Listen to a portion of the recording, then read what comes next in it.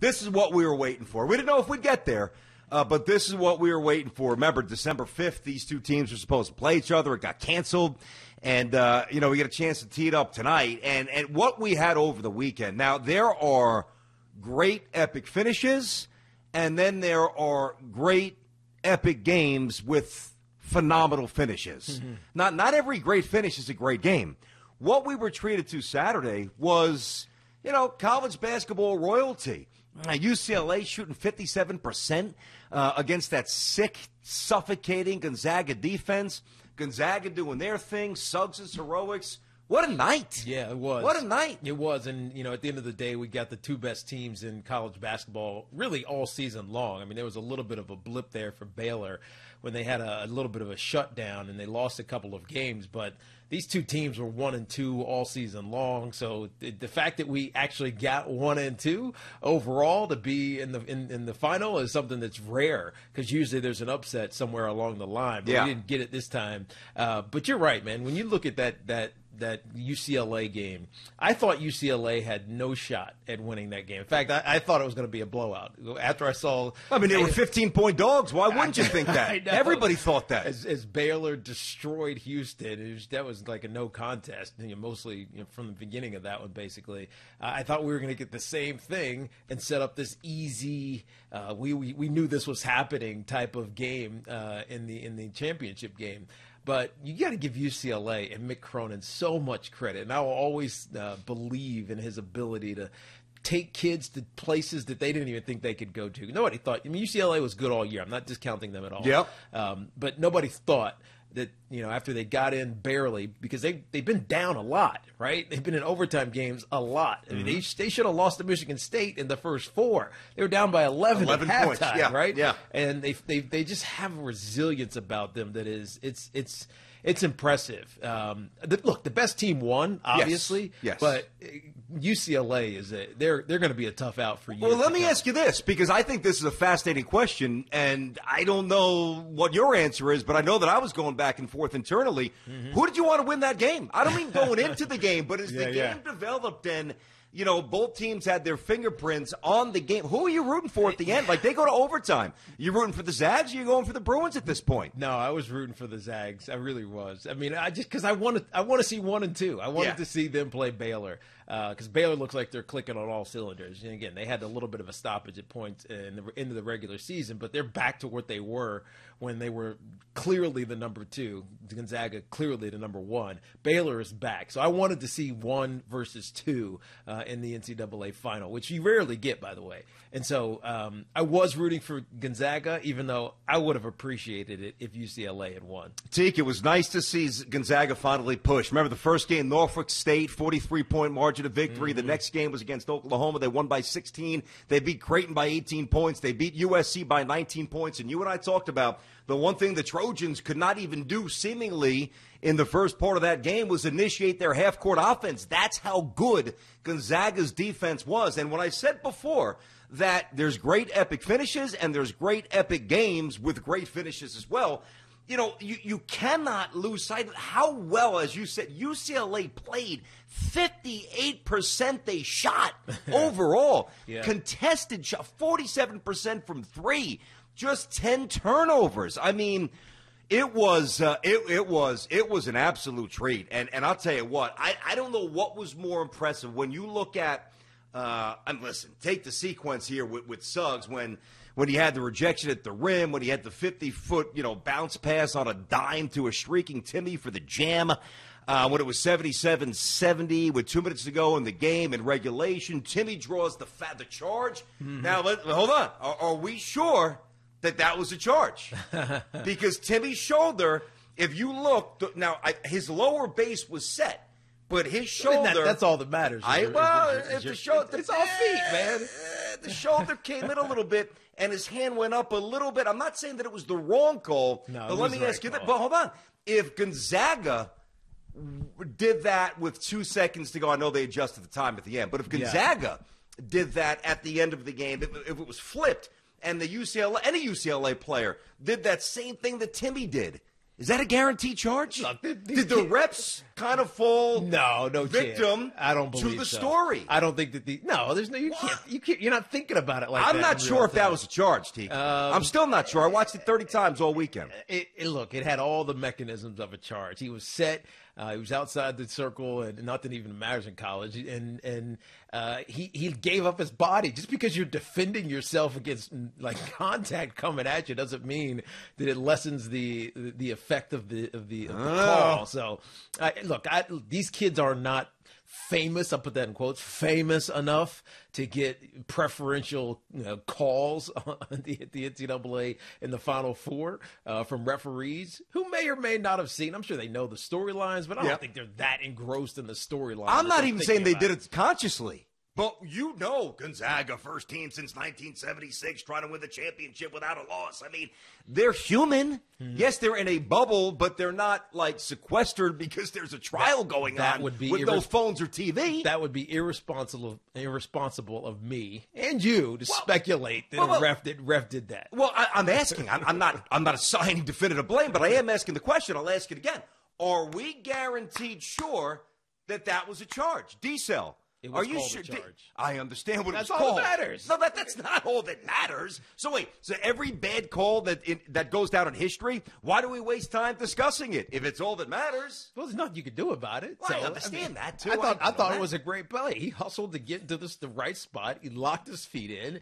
And he turned a little bit because he didn't want to take this. Nobody wants to take a hit. Football players don't mind taking hits. Basketball players don't want to take hits like that. D-Cell, you're a basketball fan. Are you guaranteed sure that was a charge? In real time, I questioned it a lot. I was not sold real time. After watching it repeatedly, I'm okay with the call. I'm not okay. Again, I'm not saying I'm not okay with it, but I think it would be. So you say it would be irresponsible to levy blame that it was done consciously, which I'm not doing. Yes. I think it would be irresponsible not to just bring it up and now we move on.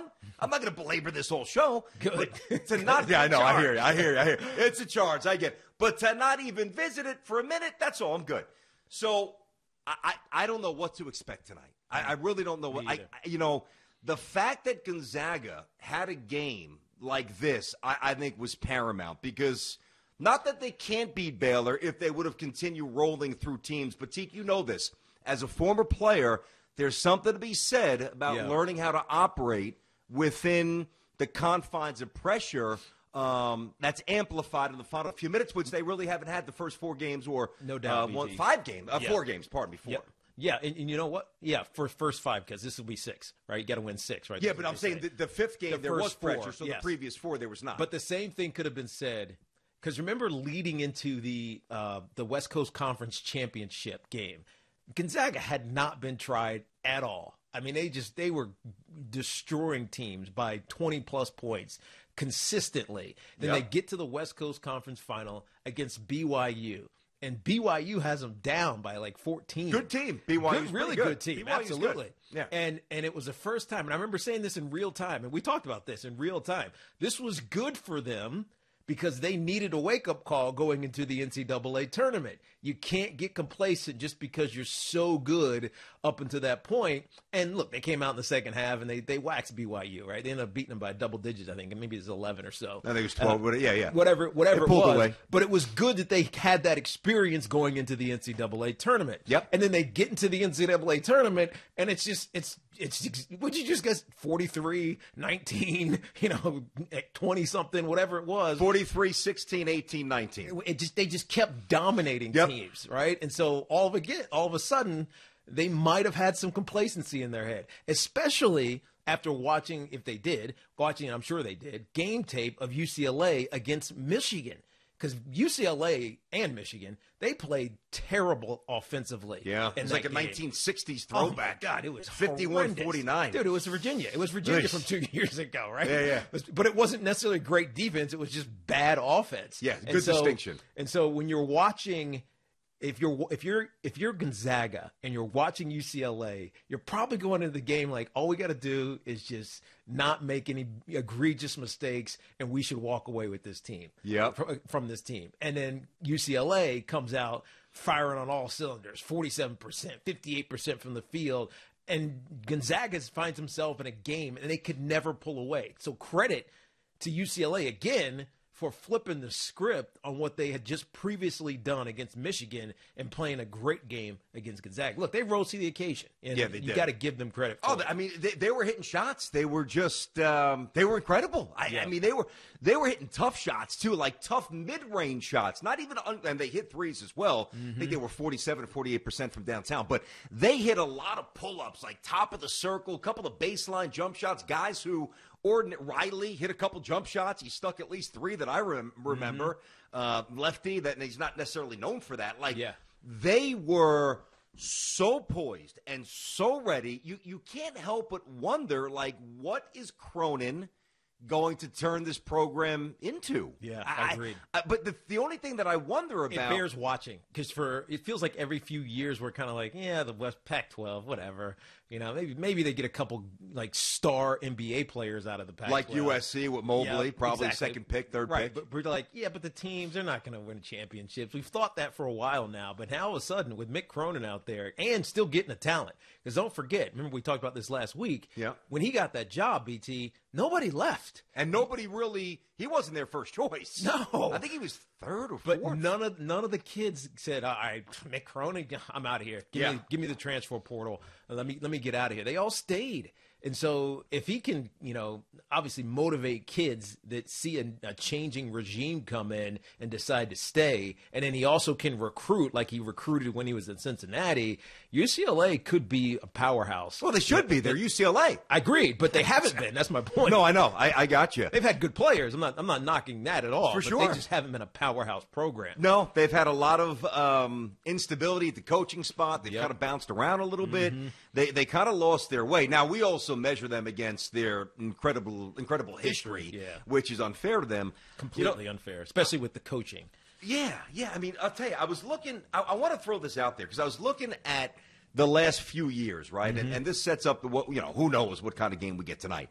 But, Virginia – Just watch it. Get a beer and watch it. Oh, that's Seriously. what we're going to do. But, that's all you can do. But based on history, I mean, there's a chance we get a rout. I mean, you guys won by 7 in overtime, right? Yeah. Back in 2018, that Nova-Michigan game, it was a 17-point Nova win. Yeah. UNC beat the Zags by 6 in 2017. Back in 2016, that's when Jenkins hit the 3. The Heels lost to Villanova by 3.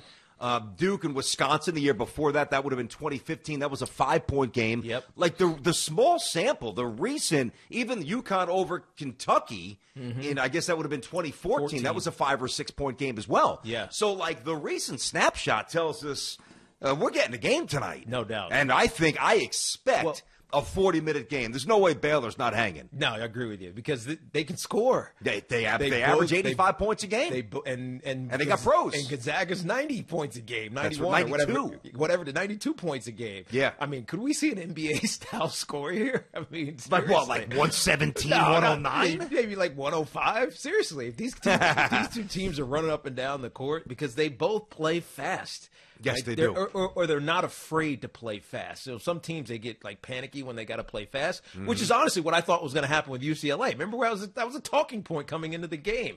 UCLA is going to slow it down. That's the only way they can compete if they keep Gonzaga under 70 or whatever the heck the numbers that people are throwing out. UCLA was like, all right, we can run with these guys. We can shoot with these guys. Selectively run, yep. So, I mean, we're going to get a track meet, I think, tonight. At least that's what I hope we get tonight because that'll be entertaining. I was watching the game. We had in-laws in, Easter, obviously. I'm sitting there watching the game. My brother-in-law, he's running through. He's asking me who I think is a pro, et cetera. Yeah. And Kispert's a first-round pick. Suggs, we'll get to Suggs more thoroughly coming up next segment if he should go first overall. Getting special, man. Oh, he's incredible.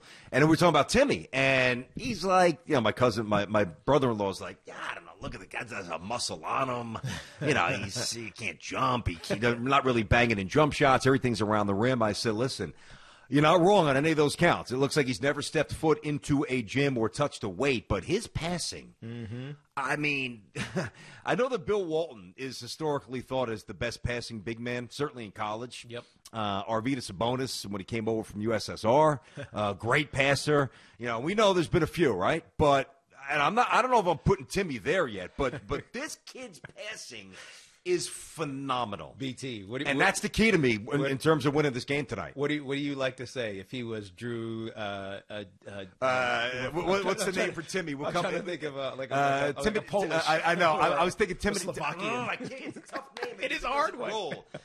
Years ago with Frank Kaminsky from Wisconsin, I said if Frank Kaminsky going because we were trying to size up his talent as a draft choice, and we were right. Big man who could shoot. Yep. But we were right. Fringe NBA guy. Yeah, of course. And I said, listen, if his name was Kaminskiano and he was from Italy, he'd be the 3rd overall pick. But because he's, basically a white American, he's going to go a little lower, and he'll probably, meet his water point as an average pro, which is what's happened. Timmy, if he was from some exotic, faraway land, with the stash and the aura, and by the way, the footwork, very adept left hand, right hand, pivot foot, passing. He might go top 10, top 8. He really might. And a very willing and good defender as well. Yes, he is. Yes, he is. I'm even if he does roll that shoulder and occasionally when he's taking the charge. He'll be interesting on the next level because I don't know. I like him better than you do as a pro. Just watching the NBA game. Yeah. Now, he's got to add a little pop. He's got to show a jump shot. Mm-hmm. Everything's around the rim. He's not doing that against Rudy Gobert. Yeah, exactly. Or Giannis or anybody. Or Mitchell Robinson. Any of these big shot blockers for sure. But I'm convinced he gets with the right team. Like you put him on the Utah Jazz. Yeah. You get him with shooters and cutters. I think Timmy would be a very, very, very serviceable pro. Yeah. Thanks for watching. Make sure you like and subscribe, and don't forget to hit that bell to be notified when we drop fresh content.